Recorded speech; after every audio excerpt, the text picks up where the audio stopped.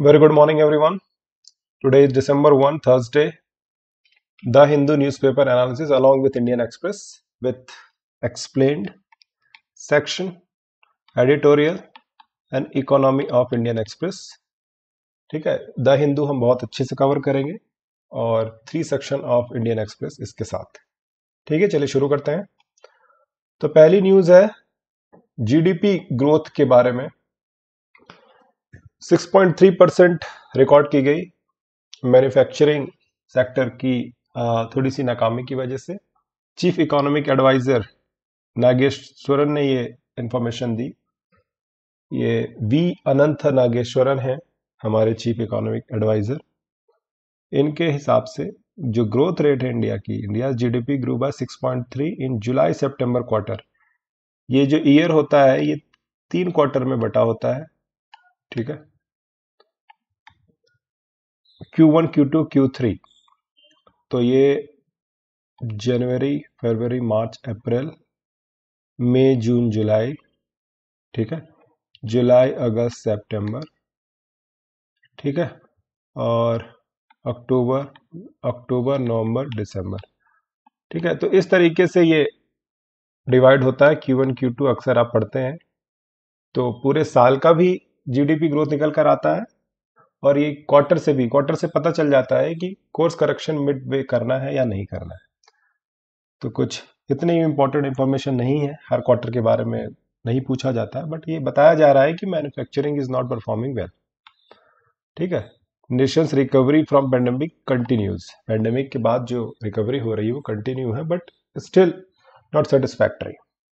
Next है Supreme Court to look into Bilkis Bano's petitions against early release of 11 convicts. Bilkis Bano Gujarat दंगों में जो एक विक्टिम थी, उनके साथ गैंगरेप हुआ था और उनको हाल ही में उसके जो आरोपी हैं सजा होने के बाद जल्दी रिलीज कर दिया गया। तो ये बहुत मॉकरी ऑफ जस्टिस लोगों ने इसको कहा, लेकिन उसके पीछे एक आधार था गुजरात गवर्नमेंट का। उन्होंने एक पॉलिसी लेकर आए थे कि प्री मेच्योर रिलीज पॉलिसी 1992, जिसको जस्टिफाई भी सुप्रीम कोर्ट ने कर दिया था। उसी को आधार बनाकर 11 आरोपियों को रिलीज किया गया। लेकिन नेचुरल जस्टिस की जब हम बात करते हैं तो इसमें लॉ ऑलरेडी होने के बाद भी, ठीक है, लॉ का आधार बनाकर ड्यू प्रोसेस ऑफ लॉ जब हम कहते हैं, तो हमें पूर्ण न्याय जब देना होता है किसी को, तो इस तरीके से उसमें हमारे ही दिए गए निर्णय को बदलने की ताकत सुप्रीम कोर्ट के पास है। तो सुप्रीम कोर्ट के डी.वाई. चंद्रचूड़ साहब ने, चीफ जस्टिस हैं, उन्होंने हरी झंडी दे दी है कि हम इसकी सुनवाई करेंगे और देखते हैं क्या होता है। ठीक है, नेक्स्ट न्यूज है, ये तो पॉलिटिकल है। यूएस इंडिया के बीच की जो एक्सरसाइज है एलएसी पे, line of actual control, China को पसंद नहीं आई। युद्धाभ्यास नाम है इस मिलिट्री एक्सरसाइज का, उत्तराखंड में हो रही है। ये इंपॉर्टेंट फैक्ट है। और भी जितनी तमाम मिलिट्री एक्सरसाइजेस है आपको पता होना चाहिए। फ्रांस, इंडिया, चाइना के बीच में भी होता है, चाइना इंडिया के बीच में, नेपाल, इंडिया, सारी कंट्रीज का पता होना चाहिए। ठीक है, तो छोटी सी इंफॉर्मेशन। जियांग जेमिंग, ये राष्ट्रपति, पूर्व राष्ट्रपति चाइना के, जिन्होंने इकोनॉमिक ट्रांसफॉर्मेशन लेकर आए चाइना के लिए, वो गुजर चुके हैं। ये इंपॉर्टेंट पर्सनालिटी है, तो पर्सन इन न्यूज में आप इसे नोट कर लें। एक न्यूज वैसे ये स्टेट से है, लोकल न्यूज है। डिजास्टर मैनेजमेंट पे एक मीटिंग हुई जिसको चीफ मिनिस्टर आदित्यनाथ ने हेड किया उत्तर प्रदेश में। लेकिन यहाँ पर एक फूड एटलस एक टर्म आया है कि developed by national remote sensing centre Hyderabad, NRSC। ठीक है, इन्होंने फूड फ्लड एटलस, फूड कह रहा हूं मैं, सॉरी, फ्लड एटलस ये बनाया है। तो ये फ्लड एटलस जो टर्म है आप नोट कर लें, जब भी आप डिजास्टर मैनेजमेंट की बात करें तो फ्लड प्रिवेंशन की बात करें तो फ्लड एटलस का सहारा हमें लेना चाहिए, डेवलप्ड बाय NRSC। ठीक है, तो इसका यूज करना चाहिए हमें प्रायर। डिसिल्टेशन ऑफ रिवर्स करना चाहिए। बहुत सारे जो सजेशन हम देते हैं उसमें एक सजेशन आप ये दे सकते हैं, फ्लड एटलस। मुझे लगा इंपॉर्टेंट है तो आपको बता दूं। और दूसरा, ऐसी मीटिंग्स होती रहती हैं वैसे under the banner of NDMA, ठीक है, 3 टीयर में डिवाइडेड है हमारा disaster management Edifice, NDMA, SDMA और डीडीएमए।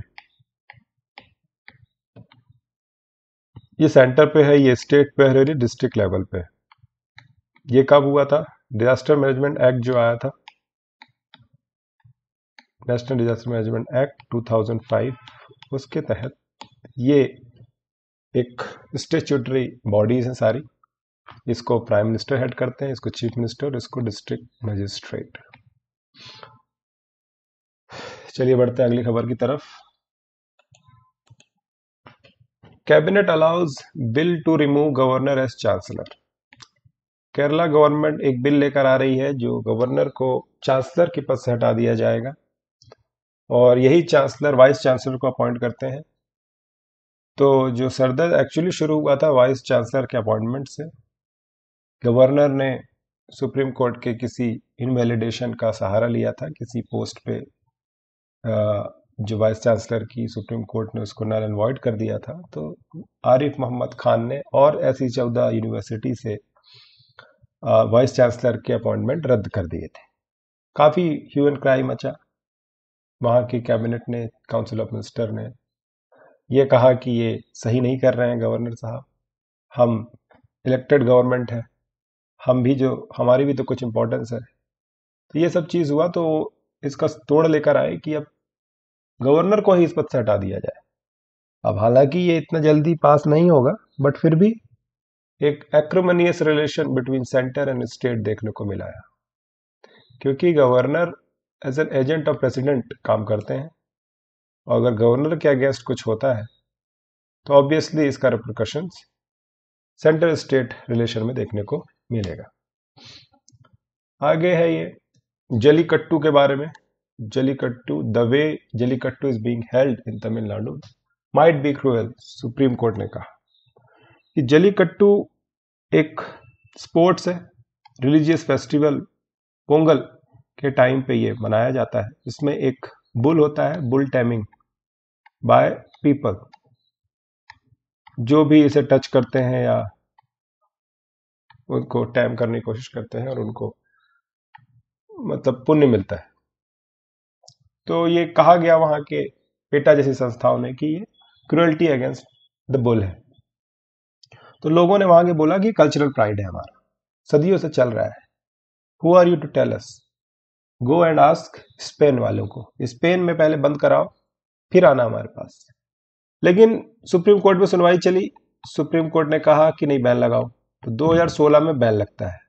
काफी लोग प्रोटेस्ट करते हैं चेन्नई बीच में जाकर, ठीक है, शांतिपूर्ण रहता है प्रोटेस्ट। लेकिन तमिलनाडु 2 एक्ट लेकर आते हैं, तमिलनाडु सरकार, ठीक है, prevention of cruelty to animal Tamil Nadu amendment act 2017 and prevention of cruelty to animal conduct of jallikattu rule 2017। इसके तहत बैन को हटा लिया जाता है। ठीक है, उन्होंने कहा कि नहीं, अब हम बहुत अच्छे से इंतजाम कर रहे हैं, बुल का ध्यान रख रहे हैं और इससे हमारी जो इंडिजिनस ब्रीड है उसको पॉपुलराइज करने में और उनको सस्टेन करने में सहारा मिलता है इस तरीके के आयोजन से। और ऐसा नहीं है कि हम बिल्कुल परेशान करने के उद्देश्य से ऐसा करते हैं, एनिमल सफर करे ऐसा हम खुद भी नहीं चाहते, और बहुत ध्यान रखा जाता है। तो सुप्रीम कोर्ट सुनवाई कर रहा है इस मामले में, देखते हैं क्या फैसला आता है। लेकिन सुप्रीम कोर्ट ने अभी कहा है कि हो सकता है कि जलीकट्टू आयोजन गलत ना हो, लेकिन जिस तरीके से ये आयोजन होता है उसमें क्रुएल्टी थोड़ी सी हो सकती है। तो ये थोड़ा सा बैकग्राउंड आप जान लें बस। आगे जो फाइनल इसकी हियरिंग होगी और फैसला होगा, हम देखेंगे डिटेल में। यहाँ पर एमएलए की खरीद फरोख्त के बारे में है। तो एमएलए की खरीद फरोख्त को एमएलए पोचिंग भी कहते हैं। आप जो टर्म होता है, कभी कभी आंसर राइटिंग में आप भूल जाते हैं लिखना क्या है, तो शॉर्ट एंड स्वीट आप ये एमएलए पोचिंग लिख सकते हैं जब इस तरह की बात हो कि डेमोक्रेसी में ये सब भी हो रहा है। ठीक है, केरला के man animal conflict mitigation team को वाइल्ड लाइफ ट्रस्ट का अवार्ड दिया गया। जो एलिफेंट और जो इंसानों के बीच में जो कॉन्फ्लिक्ट होता है वहां, उसको रोका गया है केरला की एक man animal conflict mitigation team के द्वारा।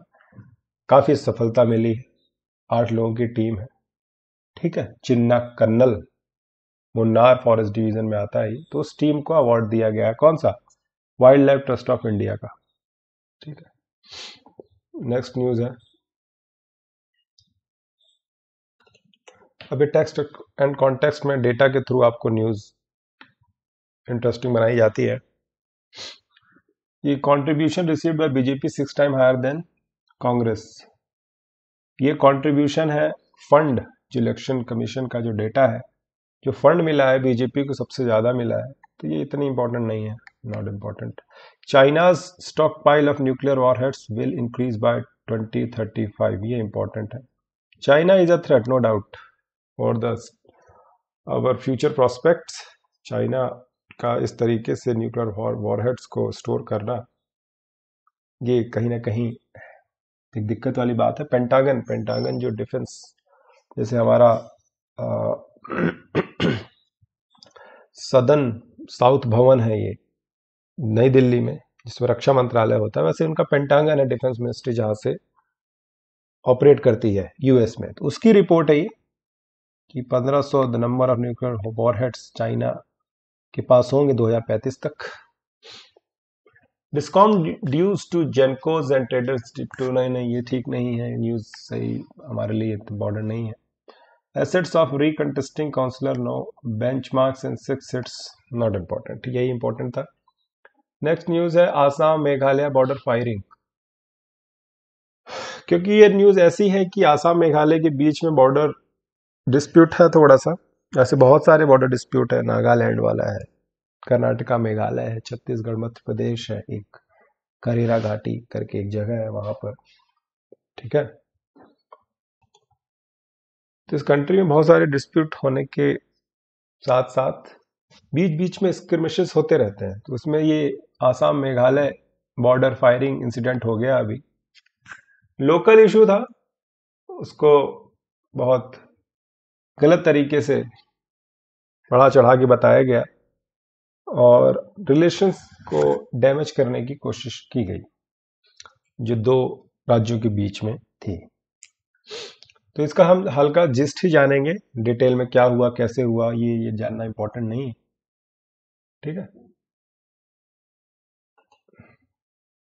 तो जैसा मैंने बताया कि एक फायरिंग इंसिडेंट हुआ है, फॉरेस्ट ऑफिसर्स और आसाम पुलिस की टीम ने 6 स्मगलर को मार गिराया, लेकिन जिस जगह पर मार गिराया वो मेघालय भी क्लेम करता है, ठीक है, और आसाम भी क्लेम करता है। आसाम का कहना है कि ये मुखरो है, जो जगह का नाम है वो मुखरो में और मोइक्रांग वेस्ट कार्बी एंगलोंग डिस्ट्रिक्ट में आता है। मेघालय का कहना है कि ये वेस्ट जेंसिया हिल्स डिस्ट्रिक्ट में आता है, ठीक है। लेकिन ये एक नॉर्मल एक इंसिडेंट था, उसको जबरदस्ती इंटरट्वेन किया गया बॉर्डर इशू पे। बॉर्डर इशू एक्चुअल क्या है कि 1970 में मेघालय आसाम से बाहर निकल कर आता है, ठीक है, 1970 में। अब 1970 में आता है और 1972 में ये पहले ये ऑटोनोमस स्टेट बनता है 1970 में, ऑटोनोमस, फिर फुल फ्लेज स्टेट बन जाता है कब, 1972 में, ठीक है।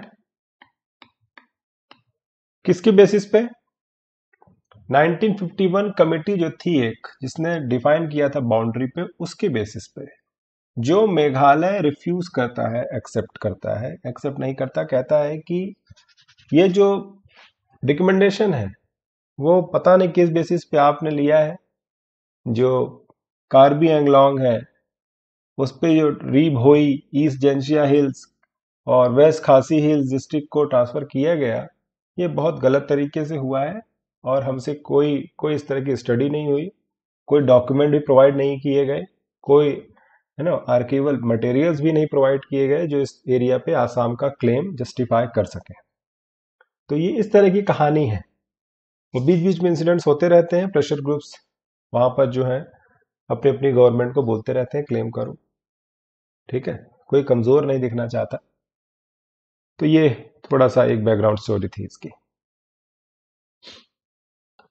अगली न्यूज है रैंसमवेयर अटैक इंक्रीज हो रहा है इंडिया में, क्या इसका हम पता लगाएंगे। अभी हाल में 23 नवंबर को एम्स में एक रैंसमवेयर अटैक होता है। कुछ 6500 कंप्यूटर को टारगेट किया जाता है लोकल एरिया नेटवर्क के, ठीक है, लैन जो उनका है उनको हाईजैक किया जाता है और कुछ रैंसम मंगाया जाता है। रैंसम मतलब जैसे आपने किसी को अगवा कर लिया तो फिरौती मांगते हैं एक तरीके से। ठीक, ये होता क्या है ransomware? Ransomware is a type of malicious software used by cyber criminal to infect a computer system by blocking access to store data. उस स्टोर डेटा जो आपका इंपॉर्टेंट क्रिटिकल डेटा है उसको वो हैक करके ब्लॉक कर देते हैं और आप उसे एक्सेस नहीं कर पाते।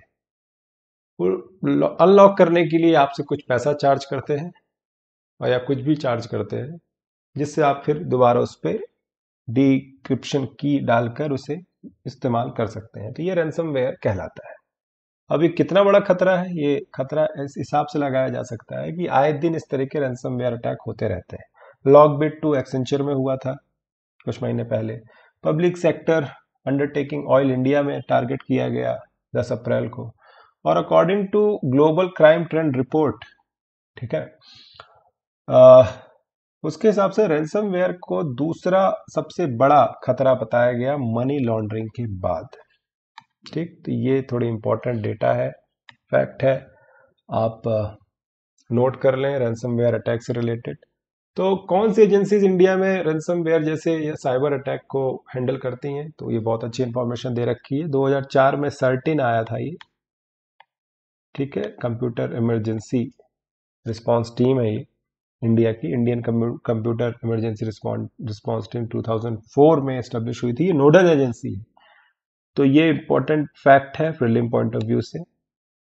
सर्टिन नोडल एजेंसी है, कलेक्ट करती है, एनालाइज करती है, सर्कुलेट करती है इनपुट्स साइबर अटैक से रिलेटेड, गाइडलाइंस भी इशू करती है, ठीक है, और अच्छे जो मेजर्स हैं वो भी लिए जाते हैं इससे रिलेटेड। और फिर नेशनल साइबर सिक्योरिटी कोऑर्डिनेटर भी है, एनएससी एनसीएससी, ठीक है, नेशनल सिक्योरिटी काउंसिल सेक्रेटेरिएट के अंदर ये काम करता है, ठीक है। और उसके बाद national critical information infrastructure protection centre भी है, ठीक है, protection of national critical infrastructure के लिए, इंफॉर्मेशन इंफ्रास्ट्रक्चर के लिए ये काम बनाई गई है, ठीक है। साइबर स्वच्छता केंद्र भी है, botnet cleaning and malware analysis centre. तो हमारे पास बहुत अच्छी अच्छी एजेंसीज हैं जो इस मामले में देख रेख करती हैं, ठीक। तो ये अच्छी न्यूज थी। अब बढ़ते हैं अगली खबर की तरफ। ये ड्रोन अटैक के बारे में है कि 16 ड्रोन्स को मार गिराया गया पाकिस्तान बॉर्डर पे बीएसएफ के द्वारा। मिलिट्री के पास foolproof anti drone technology नहीं है, ये भी हमें रिकॉग्नाइज करना चाहिए। इंडिजिनस सॉल्यूशन बस करते हैं। इंडिजिनस सॉल्यूशन में क्या है कि कुछ बाज पाल के रखे हुए हैं वहाँ, सीरियसली वहाँ पे कुछ पक्षी हैं बड़े बड़े, उनको पाल के रखा गया, उनको ट्रेन किया गया है, उनको काइट से ट्रेन किया गया है, काइट के थ्रू, और लाइव ड्रोन उड़ा के ये जाके बाज उसको फॉइल कर देते हैं, उसको गिरा देते हैं। बस यही इंडिजिनस टेक्नोलॉजी हमारी है जो काम आ रही है। बाकी कोई व्हीकल माउंटेड सिस्टम नहीं है जो इस तरह से ड्रोन को मार गिराए, ठीक है। तो ये डेटा है, ये इंटरनल सिक्योरिटी थ्रेड भी है। Jamiat Ulama e Hind seeks supreme schedule caste status for Dalit Muslims. अभी ये न्यूज में बहुत है कि शेड्यूल कास्ट जो हिंदू धर्म में है, ठीक है, कास्ट सिस्टम यहाँ पे भी है, जैन, बुद्धिस्ट और सिख्स, ठीक है, यहाँ पे तो चलिए रिकॉग्नाइज्ड है। इसके अलावा जो दूसरे रिलीजन है जैसे मुस्लिम्स, क्रिश्चियनिटी, इसमें जो शेड्यूल कास्ट हैं, दलित्स हैं, उसको रिकॉग्निशन नहीं दिया गया है, ठीक है। दलित मुस्लिम जो है not included in schedule caste category under 1950 presidential order. तो अब सुनवाई चल रही सुप्रीम कोर्ट में, ये लगाया गया है पिटिशन कि भाई इस तरीके की जो रिकॉग्निशन है वो दूसरे धर्म के दलित्स को ही मिलनी चाहिए और उनको भी रिजर्वेशन प्रोवाइड करना चाहिए। नेक्स्ट न्यूज है, why constitutional validity of Jammu and Kashmir reorganisation act clause went unchallenged. ये न्यूज हम थोड़ा सा देखेंगे। और अगली न्यूज है, China wants US not to interfere in its relations with India. अभी हमने फर्स्ट पेज में देखा कि वहाँ जो एक्सरसाइज हो रही है वो पसंद नहीं आई चाइना को। तो उसी सिलसिले में है कि चाइना ने चेतावनी दी है कि हमारा जो इंडिया के साथ रिलेशन है उसमें इंटरफेयर ना किया जाए। आईआर का पार्ट है, we don't cover IR too much, बस थोड़ा बहुत आइडिया हम लेते हैं यहाँ, क्योंकि अभी अगर आपको आईआर के बारे में डिटेल इंफॉर्मेशन चाहिए तो you have to tell me in comment box, then we will definitely do it. तो ये खबर ले लेते हैं कि constitutional validity of Jammu and Kashmir reorganisation act, supreme court ने क्या कमेंट किया हुआ है इस पे। तो जम्मू कश्मीर डीलिमिटेशन एक्सरसाइज मतलब जो कॉन्स्टिट्यूएंसीज हैं, ठीक है, जो कॉन्स्टिट्यूएंसीज हैं उनको फिर से उनकी बाउंड्रीज डिफाइन की जा रही है, उसे डीलिमिटेशन एक्सरसाइज कहते हैं। ठीक है, ये पावर दिया गया है इलेक्शन कमीशन को स्टेट रीऑर्गेनाइजेशन एक्ट 2019 जो जम्मू कश्मीर का था उसके थ्रू। तो इसको चैलेंज किया सुप्रीम कोर्ट में। ठीक, तो सुप्रीम कोर्ट ने यही कहा है कि जो कॉन्स्टिट्यूशनल वैलिडिटी है जम्मू कश्मीर रीऑर्गेनाइजेशन एक्ट के क्लॉज की, उसी को चैलेंज करना था। ये जो जड़ है, जो मूल है, जहां से ये पावर ओरिजिनेट होता है इलेक्शन कमीशन का, आपको उसे चैलेंज करना था। तो ये पिटिशनर और सुप्रीम कोर्ट जज के बीच की आपस की बात है, लेकिन बड़ा इशू ये है कि यहाँ पर एक फैक्ट निकल कर आता है कि आर्टिकल 170 जो कॉन्स्टिट्यूशन का है उसमें ये एक्सरसाइज डिलिमिटेशन की उसको 2011 के सेंसस से नहीं कर सकते आप, ये कहा गया है। ये आप या तो 2001 के सेंसस से कर सकते हैं या आपको वेट करना होगा 2026 के बाद वाला जो सेंसस होता है उसके थ्रू कर सकते हैं। ठीक, तो ये डिलिमिटेशन से रिलेटेड न्यूज थी। और जो एब्रोगेशन हुआ है आर्टिकल 370 का, जिसके थ्रू जम्मू कश्मीर को यूनियन टेरिटरी बनाया गया, उसके बाद ये डिलिमिटेशन एक्सरसाइज हो रही है। Election commission is authorised to do that and some people are challenging this whole exercise all together in supreme court. देखते हैं क्या फैसला होता है। नेक्स्ट न्यूज है, वोटिंग इन गुजरात चल रहा है, ठीक है, आज होने वाली है। और हाँ, ये न्यूज इंपॉर्टेंट है, 100 मॉन्यूमेंट्स जो इंडिया में है, G20 तो सबको पता है होने वाली है नेक्स्ट ईयर 1 दिसंबर, मतलब आज से ये प्रेसिडेंसी हमारे पास है, अगले पूरे 1 साल तक रहेगी। ठीक है, तो 100 मॉन्यूमेंट्स हमारे पूरे कंट्री में आइडेंटिफाई किए गए हैं, जो कि ये जो आर्कियोलॉजिकल सर्वे ऑफ इंडिया है, ASI, जो प्रोटेक्ट करता है इन मॉन्यूमेंट्स को, ठीक है, उसमें से कुछ जैसे शोर टेम्पल महाबलीपुरम, गोलकोंडा फोर्ट है हैदराबाद में, पुराना किला दिल्ली में, इन सबको इल्यूमिनेट मतलब रोशनी से सजा दिया जाएगा। और रवीश कुमार रिजाइन कर चुके हैं एनडीटीवी से।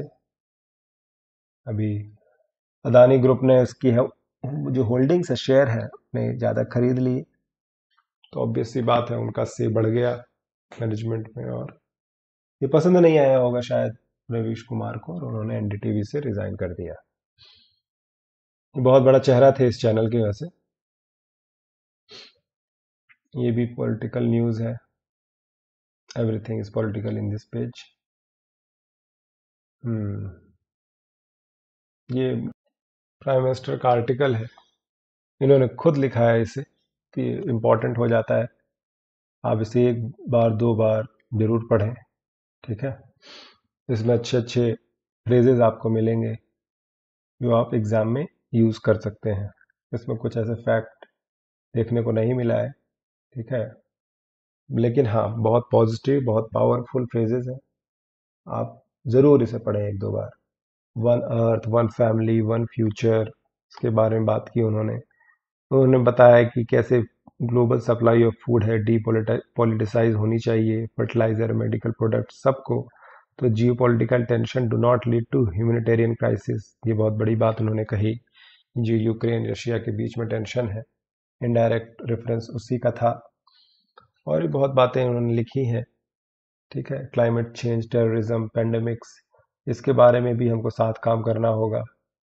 ठीक, one earth one family one future is not just a slogan, it takes into account recent changes in human circumstances we have collectively failed to appreciate। तो हम क्या एक डायरेक्शन देना चाहते हैं पूरे वर्ल्ड को, जो हमारी जो वैल्यूज हैं इंडिया की उससे रेजोनेट हो सके। ठीक है, नेक्स्ट है Supreme court worried over effect of GM crops on livelihood of women farmer labourers. अभी आपने पढ़ा होगा कि जीएम क्रॉप जो जीएम मस्टर्ड है उसको हरी झंडी दे दी है। ठीक है, गवर्नमेंट ने। अब वो उसके पीछे काफ़ी 2002 से इस पर स्टडी चल रही है और अब जाके फाइनली उसको एक्सेप्ट किया गया कि हाँ अब हम तैयार हैं। क्या है कि कुछ फैक्ट आपको ये भी पता होने चाहिए कि ऐसा नहीं है कि गवर्नमेंट ने इस पर बिल्कुल ध्यान नहीं दिया और सीधे बिना कुछ सोचे समझे इसके ट्रायल को मंजूरी दे दी। ट्रायल तो हो ही रहा था, मतलब इसके यूज़ को मंजूरी दे दी। तो कुछ प्रॉज एंड कॉन्स हैं, थोड़ा सा देख लेते हैं, न्यूज़ इंपॉर्टेंट है। जैसे जीएम क्रॉप है, तो इसका सबसे बड़ा ड्रॉबैक तो यही लोग कहते हैं कि ये लोकल जो बायोडाइवर्सिटी है उसके लिए थ्रेट है। ह्यूमन हेल्थ में इसका जो इम्पैक्ट है वी आर डोंट नो। ठीक है, और विमेन फार्म लेबरर जो होती हैं वो किस तरीके से उनको असर करेगा ये भी हमें नहीं पता। कुल मिला के ह्यूमन हेल्थ का एस्पेक्ट ही है ये। और दूसरा ये कि महंगी होती है, थोड़ा सा कॉस्टली होती हैं, और इसके फेल हो जाने पर कोई इसकी गारंटी नहीं है क्या, क्योंकि अभी जो जीएम कॉटन भी था, एक जीएम कॉटन जो अभी only crop which is allowed to be cultivated in India under GM crop is BT cotton. BT cotton में भी जो एक वॉर्म देखने को मिला, येलो वॉर्म, तो वो इतना पैसा लगाने के बाद फार्मर्स को इस तरीके की अगर परिस्थिति का सामना करना पड़ता है तो बहुत लॉस हो जाता है। बम्पर प्रोडक्शन के बाद जो है प्राइस लॉस भी होता है, प्राइस अच्छे मिलते नहीं हैं। तो ये प्रॉफिटेबल वेंचर तो फार्मर्स के लिए नहीं होता, कभी कभी, हर बार नहीं होता। तो ये भी एक कंसर्न है। ठीक है, और इसके पॉजिटिव भी बहुत सारे हैं। फूड सिक्योरिटी सबसे बड़ा एस्पेक्ट दिया जाता है, और दूसरा है न्यूट्रिशन। तीसरा है कि हम 40% के आसपास कंट्रीज जो जीएम क्रॉप प्रोड्यूस कर रही हैं उससे इंपोर्ट कर रहे हैं। अब हम कंट्रीज से इंपोर्ट कर रहे हैं जो जीएम क्रॉप बना रही हैं, लेकिन हम खुद जीएम क्रॉप प्रोड्यूस नहीं कर रहे हैं, तो ये कुछ सही लगा नहीं। और अगला है कि रिसर्च वी वांट। ठीक है, research based ecosystem here in India. तो जब तक हम इन एक्सरसाइजेस को ओके नहीं करेंगे, आगे नहीं बढ़ाएंगे, तब तक हमें एक मोटिवेशन नहीं मिलेगा आगे काम करने के लिए। हो सकता है आज ये DMH11 है, ठीक है, कल कुछ और आ जाए इससे भी बेहतर। तो इस पर confidence, to have a self confidence, this kind of steps are really really required. ठीक, तो सुप्रीम कोर्ट ने यही कहा है कि उन्हें चिंता है, ये है चिंता कि जो हर्बिसाइड टॉलरेंट क्रॉप है, ये जीएम क्रॉप हर्बिसाइड जो होती हैं वो टॉलरेंट होती हैं। अगर आप इस पे केमिकल छिड़कते हैं, ठीक है, वीट के लिए जो खरपतवार होती है उस पर, क्योंकि इनको छोड़ के दूसरी खरपतवार मर जाती है, यही तो इनका बेनिफिट है जीएम क्रॉप्स का। ठीक, लेकिन इतनी तादाद में केमिकल को छिड़का जाएगा कि इसका जो टॉक्सिक केमिकल रेसिड्यू है वो क्रॉप पे कैसे काम करेगा, कैसे ये बह कर जाएगा, पानी को खराब करेगा, बहुत सारे इसमें इश्यूज हैं।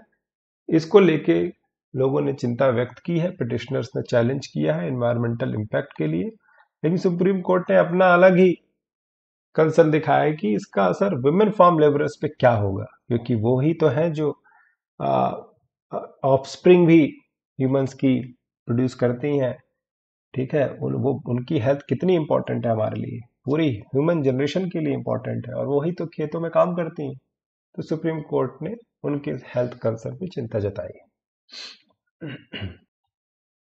अगली इंपॉर्टेंट न्यूज है, सुप्रीम कोर्ट ने केंद्र का ध्यान आकर्षित किया है कि भैया ग्रेट इंडियन बस्टर्ड, आपको पता होगा, एक पक्षी है जो बहुत दुर्लभ है और क्रिटिकली इंडेंजर्ड कैटेगरी में आता है IUCN की लिस्ट में।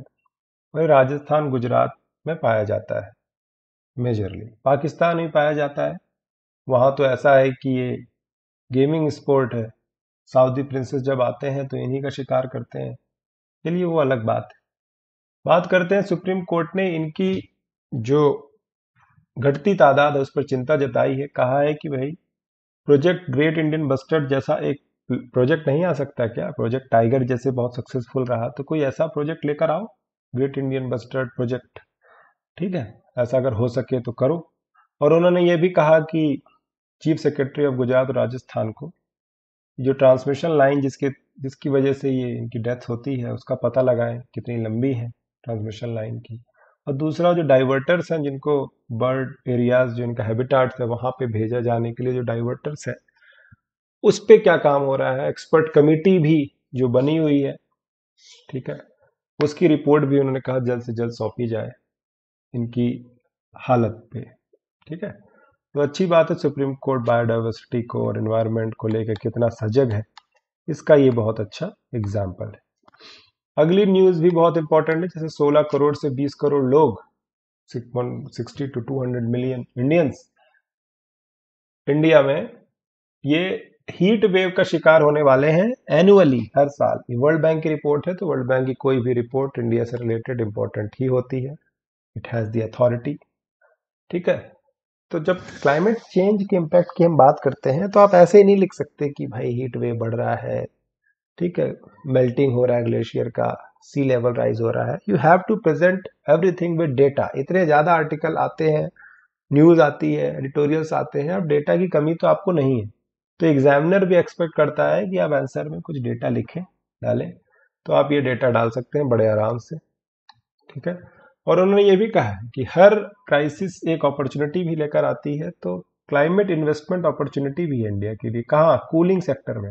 हीट वेव है तो कूलिंग सेक्टर उसका तोड़ निकालेगा। तो उसमें 1.6 ट्रिलियन की इन्वेस्टमेंट अपॉर्चुनिटी है बाय 2040। तो ये भी डेटा आप, 3.7 मिलियन जॉब्स भी जनरेट करेगा। तो ये दूसरा अलग ही एस्पेक्ट है क्लाइमेट चेंज डिबेट का। क्लाइमेट चेंज तो प्रॉब्लम है ही, लेकिन अगर आप यहाँ पे नजर डालते हैं, ये कह रहा है कि क्लाइमेट चेंज एक अपॉर्चुनिटी भी बन सकता है, वहां से मिलियंस ऑफ जॉब्स भी क्रिएट हो सकते हैं, ठीक है। कैसे? आप ये एग्जांपल देंगे। नेक्स्ट है वर्ल्ड अफेयर्स। वर्ल्ड अफेयर्स में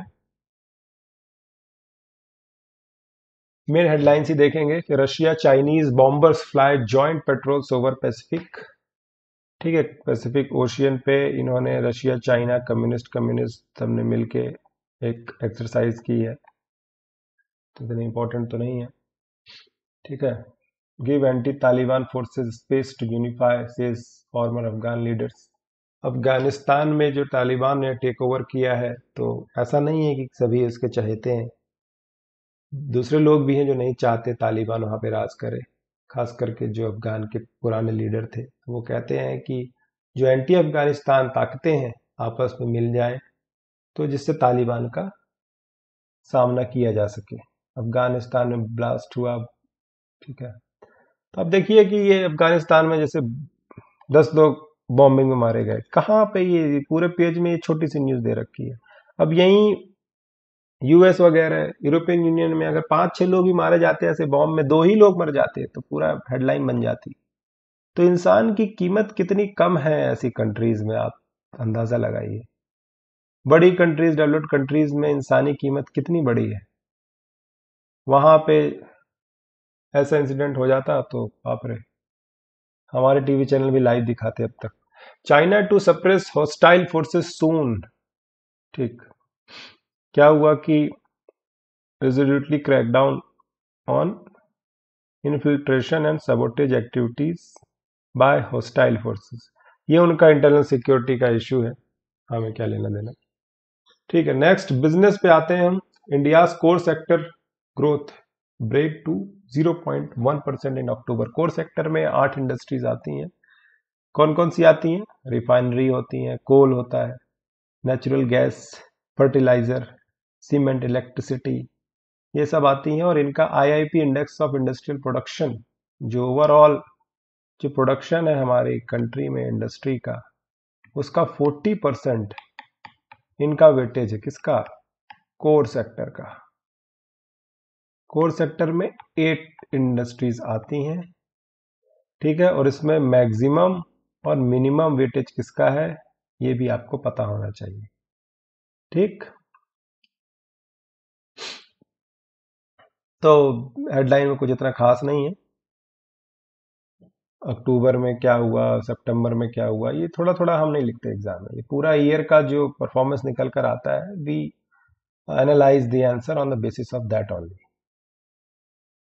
लेकिन इससे ये जो मैंने बताया, ये बहुत बहुत बहुत इंपॉर्टेंट है, जरूर पता होना चाहिए आपको।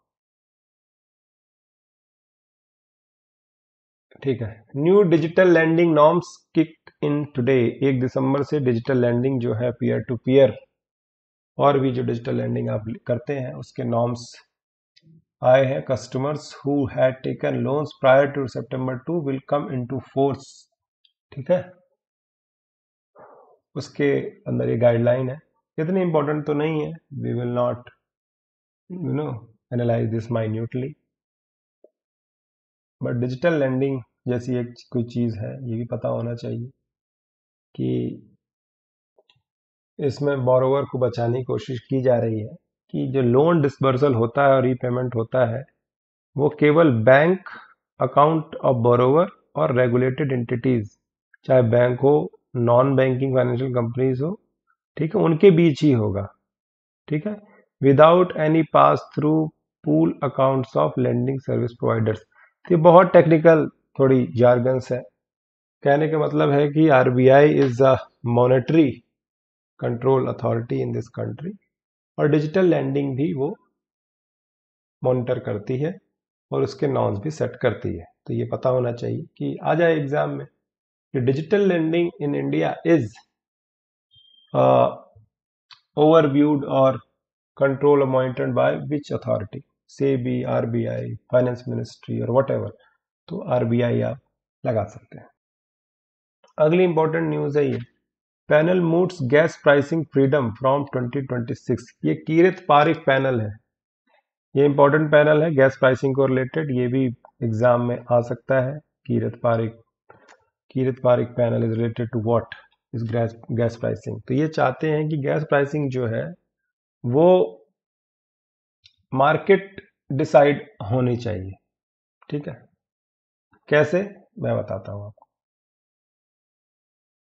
अभी क्या हो रहा है कि जो हाई प्रेशर जोन से, ठीक है, डीप सी गैस निकल कर आती हैं, वो बहुत सारे फॉर्मूला पे डिपेंड होती है उनकी प्राइसेस। जैसे इंपोर्टेड गैस की क्या प्राइस है, फिर गवर्नमेंट भी एक सेट करती है एक कैप कि इसके ऊपर आप प्राइस नहीं सेट कर सकते।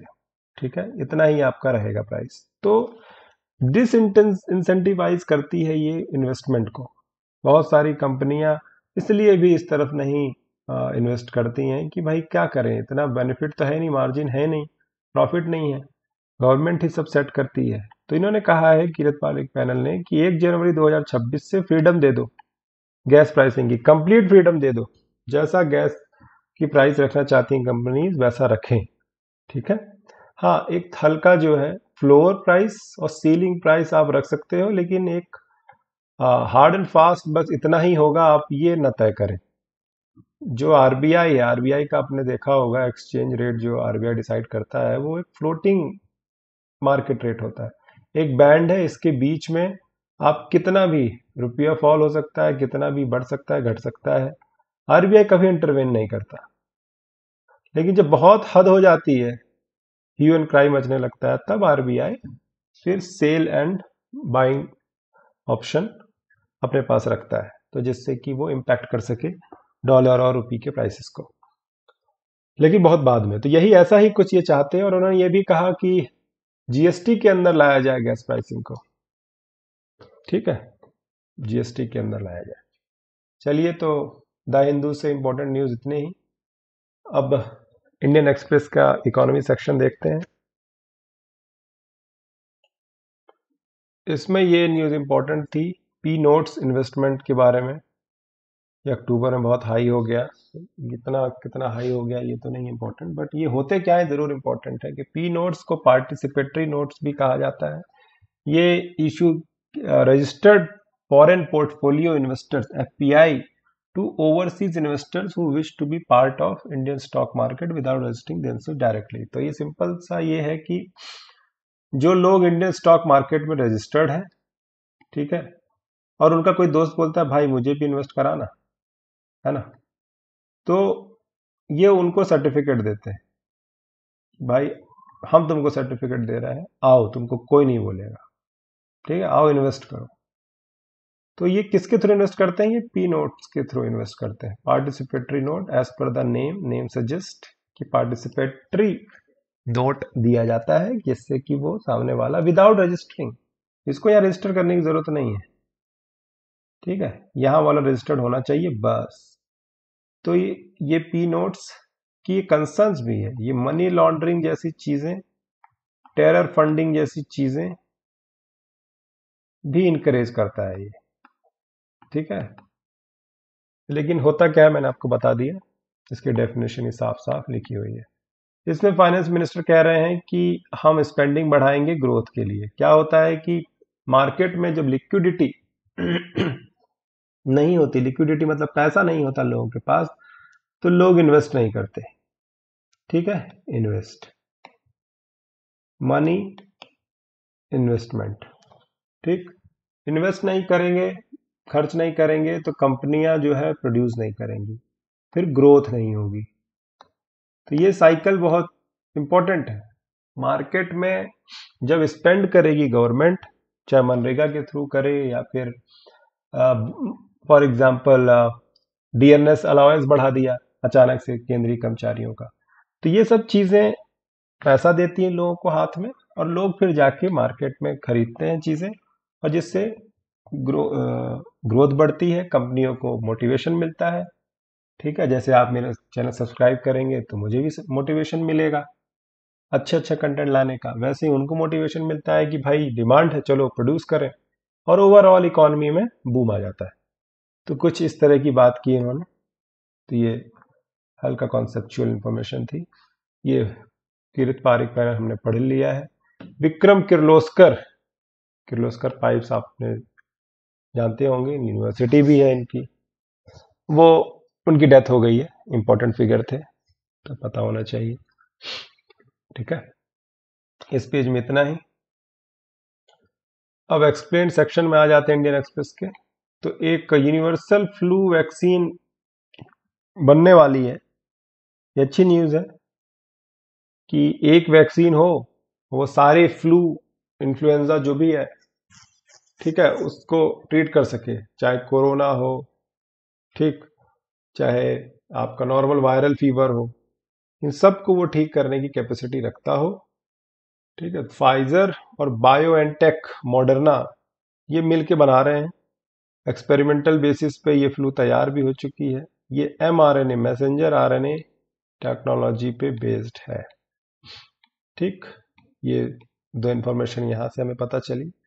लेकिन इसका ड्रॉबैक ये भी है कि इतने अच्छे एंटीबॉडीज ये प्रोड्यूस नहीं करती, ठीक, और कितनी ज्यादा इफेक्टिव होगी कि नहीं होगी ये देखना होगा। लेकिन अच्छी बात यह है, ये बना कैसे, क्या होता है कि देयर आर 20 सब groups of influenza that each represent thousands of virus.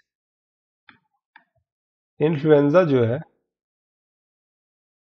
कि 20 ग्रुप्स होते हैं, सब ग्रुप्स, और सारे सब ग्रुप के थाउजेंड्स, ठीक है, थाउजेंड्स ऑफ वायरसेस होते हैं, ठीक है, करंटली वैक्सीन कैन टारगेट 4 सब ग्रुप्स एट मोस्ट, इस 20 से केवल 4 को टारगेट कर सकते हैं।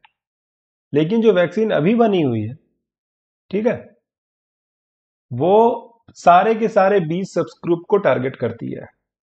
तो इसीलिए इसको बनाना भी बड़ा आसान है और बहुत इम्पैक्टफुल हो सकती है आगे चल के, ऐसा अनुमान है। लेकिन मैंने जैसे बताया कि vaccine elicited high level of antibodies to all 20 sub group ferrets and माइस। अब चूहों और, ठीक है, फेरेट्स, गिलहरी वगैरह, इन पे तो ठीक है काम कर रहा है ये, लेकिन हो सकता है कि हमारे अंदर, ह्यूमन बॉडी के अंदर, ठीक है, सारे 20 सब ग्रुप में जो हमें एंटीबॉडीज चाहिए वो डिफर करे। स्टडी अभी इस पे और होना बाकी है, but vaccine still provided strong protection suggesting it would prevent at least severe illnesses from a novel pandemic flu virus. ठीक है, अभी भी ये माना जा रहा है कि खाली यही वैक्सीन जो डेडली वायरस होते हैं उससे तो कम से कम हमें बचा सकती है। तो ये न्यूज़ इंपॉर्टेंट थी। नेक्स्ट है ये कि Q2 जीडीपी डेटा, जैसे हमने कहा, पढ़ा हमने, पेज 1 पे 6.3% ग्रोथ रिकॉर्ड की गई। पर लेकिन यहाँ एक्सप्लेन सेक्शन में ये सेक्शन ज़्यादा इंपॉर्टेंट था कि जीडीपी और जीबीए में अंतर क्या है।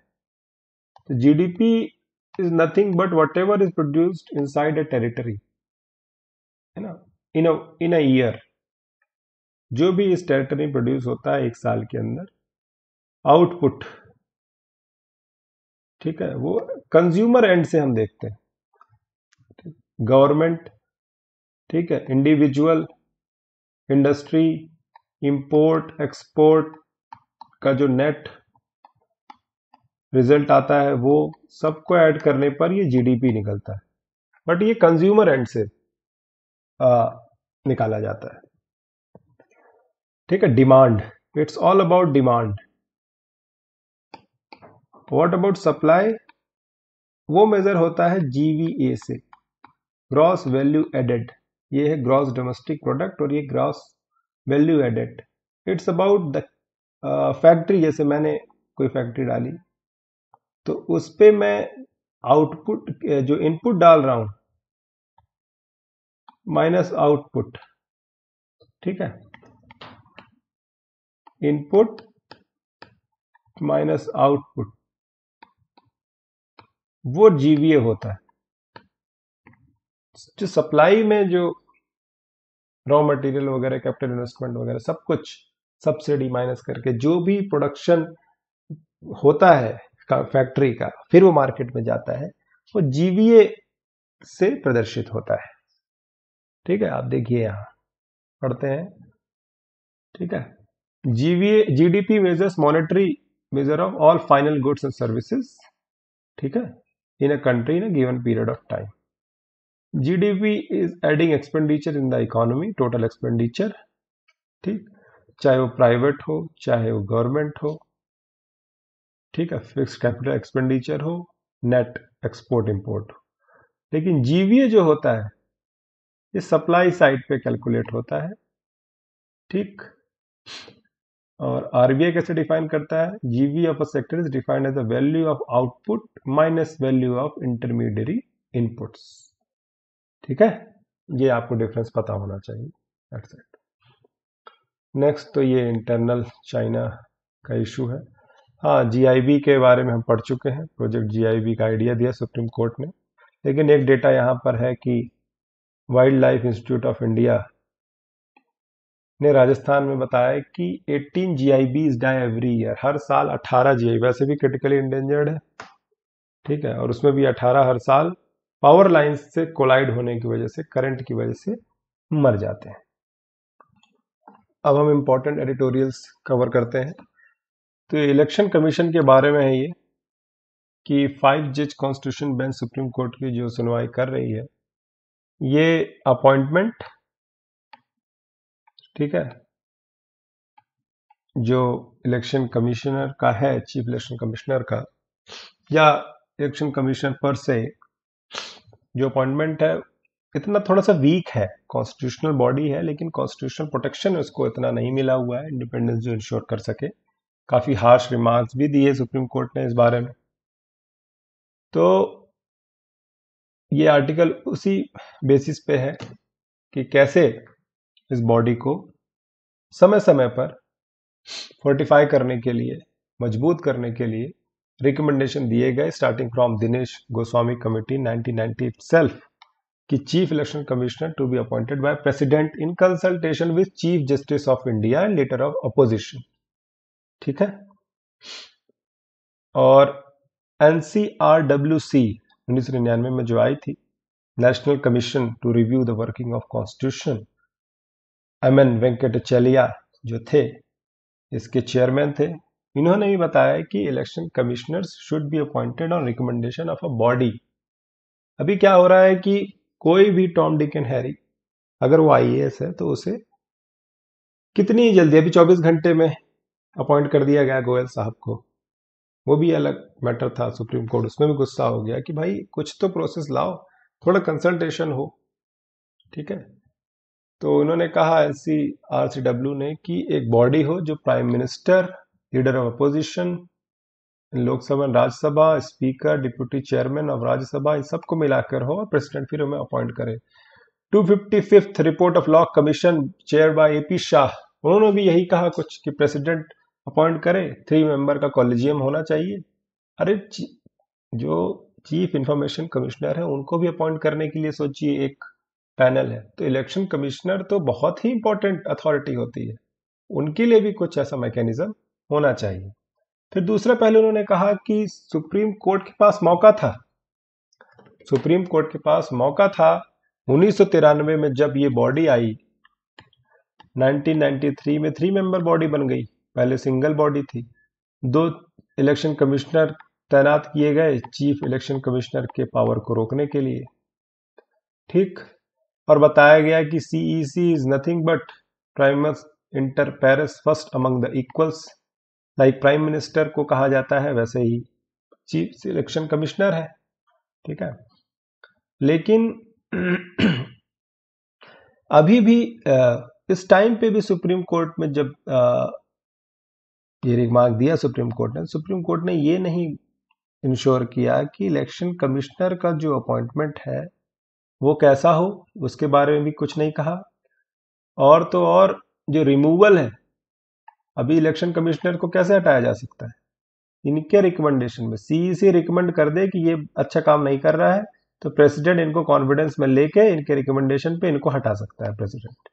अब जो सुनवाई है ये इस कंक्लूजन पे पहुंचे कि कॉलेजियम हो, ठीक है, इलेक्शन कमिश्नर को अपॉइंट करने का, साथ ही साथ जो रिमूवल है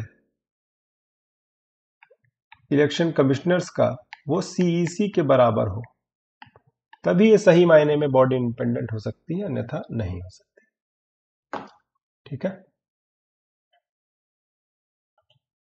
अब ये आर्टिकल माइक्रो न्यूट्रिएंट माल न्यूट्रिशन के बारे में है कि कैसे इससे बचा जा सकता है। इन्होंने सबसे पहले डेटा प्रोवाइड कराया कि क्या हमारी अभी कंडीशन है कि नेशनल फैमिली हेल्थ सर्वे 5 का डेटा है। इसने बताया कि every second women in India is anaemic, हर दूसरी महिला यानी 50% महिलाएं एनीमिया के अंदर आती हैं। ठीक है। Every third children is stunted, malnourished. ठीक है। ग्लोबल हंगर इंडेक्स के भी बारे में बताया कि 106 है, 101वीं रैंक है हमारी 116 कंट्रीज में, शर्म की बात है थोड़ा सा। और उन्होंने बताया कि कितने कितने परसेंट इंस्टेंटेड है और वेस्टेड चिल्ड्रन है। तो ये पूरा पूरा पैराग्राफ बहुत इंपॉर्टेंट है, बार बार आप एग्जाम में कोट कर सकते हैं। और अब शुरू करते हैं ये कि फूड फोर्टिफिकेशन होता क्या है। Food fortification is nothing but process of adding nutrients to food. जैसे राइस और व्हीट को फोर्टिफाई किया जाता है आयरन, फॉलिक एसिड से और विटामिन B12 से, सॉल्ट को फोर्टिफाई किया जाता है आयरन और आयोडीन से। और ये आयोडीन युक्त नमक हम तो कई सालों से यूज कर रहे हैं, इन्होंने भी यही कहा।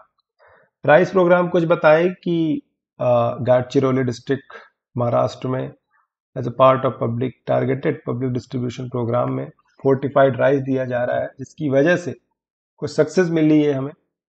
ठीक है। और एक यहाँ पे गुजरात में भी एक प्रोग्राम है जिसमें मिड डे मील प्रोग्राम के तहत पाया गया कि हीमोग्लोबिन कंसंट्रेशन जो है बढ़ा है। तो इस पॉइंट को उन्होंने एलेबोरेट करके बहुत सारा डेटा दिया है, that is not that important. ठीक है, इन्होंने ये भी कहा कि अकॉर्डिंग टू नीति आयोग, ठीक है, Meta analysis on the impact of rice fortification, budget of around 2800 crore per year can save 35% of total and 16.6 million of DALYs per year with no known risk of toxicity। तो बता रहे हैं कि ये DALY होता क्या है, यहाँ पे दिया है कि years of lost due to premature mortality. तो इसके रोकथाम में भी ये सहायक हुआ है।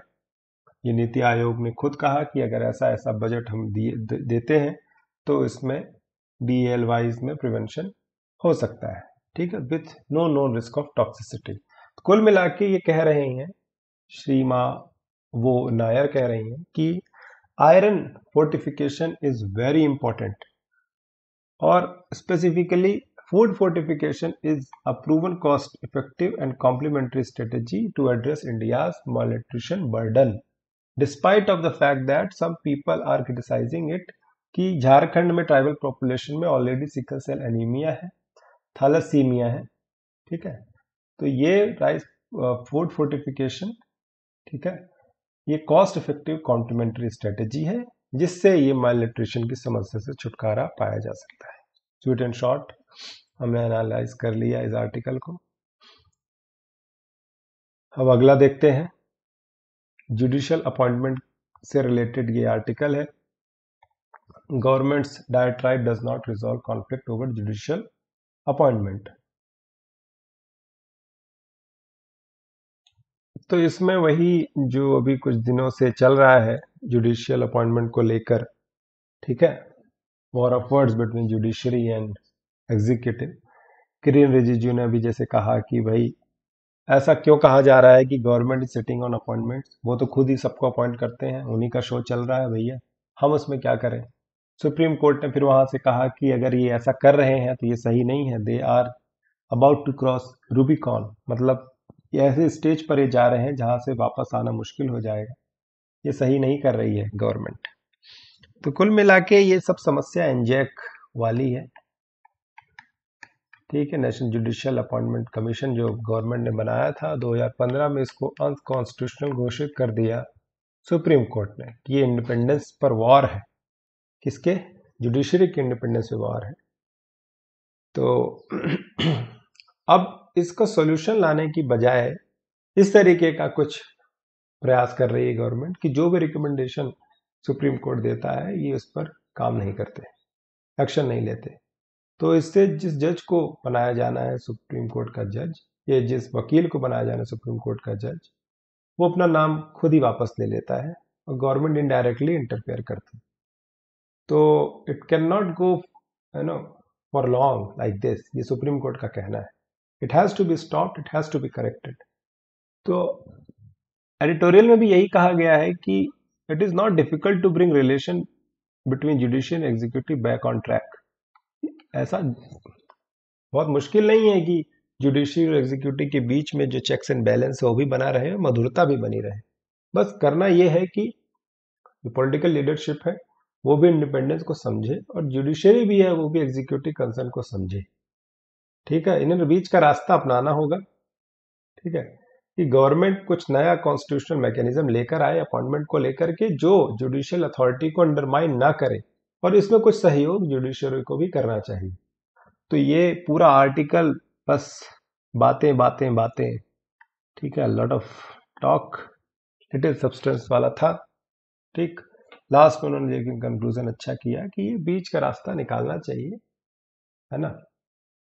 और इसका पूरा बैकग्राउंड आने वाले 1-2 दिन में, स्टार्टिंग फ्रॉम 3 जज जो जजमेंट था, केस था 1985, 1993, 1998, जिससे कॉलेजियन सिस्टम इवॉल्व हुआ, pros and cons of collegian system क्यों क्रिटिसाइज किया जाता है, एनजैक क्या था, और आगे वे फॉरवर्ड क्या होगा, हम जरूर एक दिन आने वाले 1-2 दिन में हम समझेंगे। नेक्स्ट एडिटोरियल है, वो भी इंपॉर्टेंट है। तो अभी कर्नाटका में कुछ दिन पहले बृहत बेंगलुरु महानगरा पालिका, जो बागी म्यूनिसिपल कॉरपोरेशन है, इन्होंने एक एनजीओ का लाइसेंस रद्द कर दिया। परमिशन जो दी थी डेटा कलेक्ट करने की, लाइसेंस रद्द नहीं किया, सॉरी, जो परमिशन दी थी डेटा कलेक्ट करने की वोटर्स की, वो रद्द कर दी है। क्यों रद्द की है, उसके पीछे बैकग्राउंड ये था कि चैल्यूमे एजुकेशनल कल्चरल और डेवलपमेंट ट्रस्ट ने परमिशन मांगी कि हम डोर टू डोर सर्वे करेंगे, वोटर अवेयरनेस बढ़ाएंगे, और जो सी विजिल का ऐप है इलेक्शन कमीशन का, उसके बारे में लोगों को अपडेट कराएंगे। तो उन्होंने आधार आईडी वगैरह, ठीक है, वोटर आईडी, फोन नंबर, सब डेटा कलेक्ट किए। फिर बाद में पता चला वो डेटा कहीं और जा रहा है, इलेक्टोरल रोल को चुराया गया, सबका डेटा कहीं पाया गया, ठीक है। और काफ़ी एलिगेशन लगे कि म्यूनिसिपल कॉर्पोरेशन इस तरह का कैसे हो सकता है, ठीक है। जो इलेक्टोरल रोल है वो काफ़ी सैक्रोसैंक्ट होता है और इम्पोर्टेंट डेटा है ये, ठीक है। किसी थर्ड पार्टी को कैसे आउटसोर्स किया जा सकता है।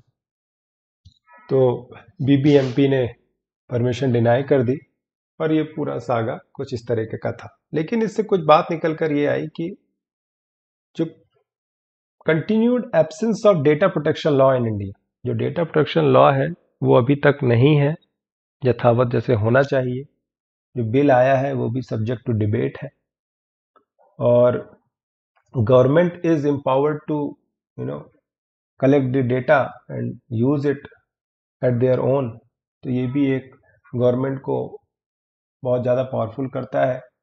ये भी कंसर्न उस बिल में था, वो भी अभी से ठीक नहीं किया गया है, ठीक है। Protection from misuse of data by state, इसका कोई समाधान उस बिल में नहीं है। और election commission as a body, कुछ पता चला कि लोकल लेवल पे ये आधार कार्ड भी मांग रहे हैं वोटर आईडी से लिंक करने के लिए, जबकि लॉ ये कहता है कि ज़रूरी नहीं है कि आप आधार कार्ड ही दें, आप दूसरी वोटर आईडी वगैरह दे सकते हैं, खास करके तब जब Aadhaar card is known for denying people the access to the system. कभी कभी जो फिंगरप्रिंट्स है वो काम नहीं करते तो राशन कार्ड वगैरह नहीं मिलता। अब तो काफ़ी स्थिति में सुधार है, लेकिन कभी कभी ऐसा हो जाता है। तो इलेक्शन कमिश्नर को चाहिए कि डोर टू डोर वेरिफिकेशन करे खुद, ठीक है, और लोगों को बताए कि कैसे अपडेट करना है वोटर आईडी वगैरह, वेबसाइट में जाके खुद से ये करना चाहिए। इस तरीके का लिंकिंग आधार वगैरह, ठीक है, हेल्प मिलती है, लेकिन हमें हर चीज़ का ध्यान रखना होगा। साथ में उन्होंने फिर कंक्लूड किया है कि टेक्नोलॉजिकल जो फिक्स है, ठीक है, आउटसोर्सिंग, मतलब टेक्नोलॉजिकल जो फिक्सेस अगर परफॉर्म किए बिना आउटसोर्सिंग जब हम करेंगे किसी चीज़ की, किसी थर्ड पार्टी को कहेंगे भाई तुम कर लो, तो इस तरीके का misuse of personal information will bound to happen, ठीक है। We will not be able to prevent this, ठीक। तो ये इसी के साथ एडिटोरियल एनालिसिस आज का ख़त्म होता है। कल फिर 2 दिसंबर को हम हाजिर होंगे, ठीक है, इंडियन एक्सप्रेस और द हिंदू दोनों न्यूज़पेपर की इंपॉर्टेंट स्टोरीज के साथ। और कल इंडियन एक्सप्रेस के भी आर्टिकल एक्सटेंसिवली कवर करेंगे। तब तक के लिए thank you so much, and subscribe the channel definitely by hitting the like button.